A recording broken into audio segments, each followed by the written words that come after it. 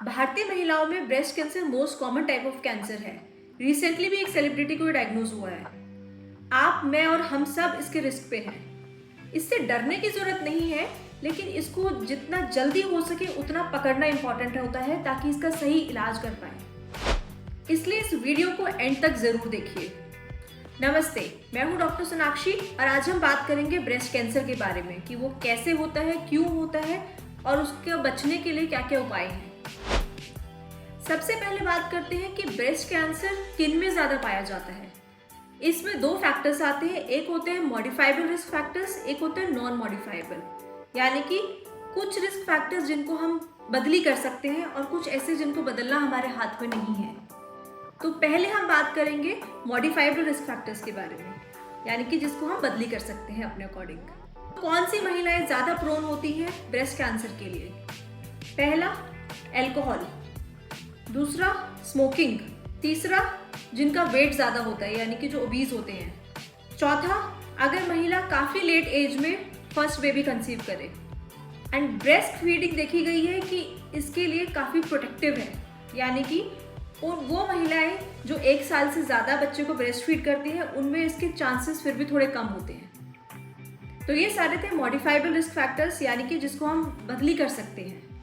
अब बात करते हैं नॉन मॉडिफाइबल रिस्क फैक्टर्स, यानी कि जिनको बदलना हमारे हाथ में नहीं है।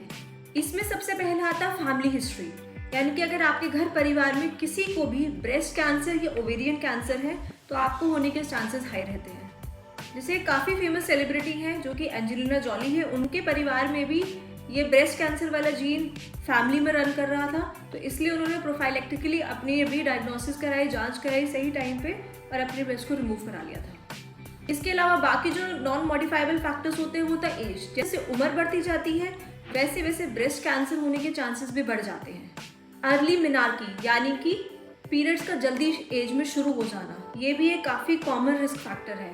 आजकल हम देख रहे हैं लड़कियों में जो पीरियड्स है वो काफ़ी जल्दी एज पे स्टार्ट हो जाते हैं। और लास्ट पॉइंट है लेट मेनोपॉज, यानी कि पीरियड्स काफ़ी लेट एज में जाके बंद होना, तो ये भी एक फैक्टर है जिसकी वजह से ब्रेस्ट कैंसर होने के चांसेस बढ़ रहे हैं। ये सारे मेन फैक्टर्स हैं जिसकी वजह से ब्रेस्ट कैंसर होने के चांसेस इंक्रीज हो सकते हैं। लेकिन अगर इनमें से कुछ ऐसा नहीं है तो ऐसा नहीं है कि आपको ब्रेस्ट कैंसर नहीं हो सकता।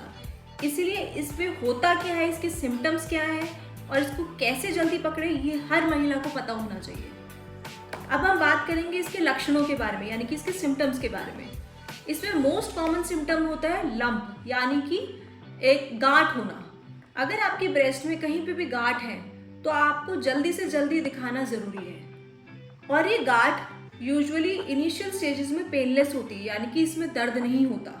तो कई बार हम लोग ऐसे ही छोड़ देते हैं कि दर्द नहीं हो रहा तो हमें कैंसर नहीं होगा, लेकिन इसको इस तरह से आपने छोड़ना नहीं है। कभी भी आपको अपनी ब्रेस्ट में अगर गांठ फील हो रही है तो आपको जाके अपने डॉक्टर को दिखाना बहुत इंपॉर्टेंट है। बाकी और लक्षण होते हैं जैसे कि एकदम से ब्रेस्ट का साइज आपको बढ़ा हुआ दिखना, या फिर निपल से डिस्चार्ज होना या खून आना, या निपल्स का अंदर की तरफ सिकुड़ जाना, ब्रेस्ट का कलर चेंज हो जाना, जैसे कि संतरे का जो छिलका होता है उस जैसा ब्रेस्ट का कलर हो जाना। इसके अलावा बगलों के नीचे भी गांठ फील होना। अगर इसमें से कोई भी सिम्टम आपको, कोई भी लक्षण अगर आपको दिख रहे हैं तो आपको अपने डॉक्टर से तुरंत कंसल्ट करें।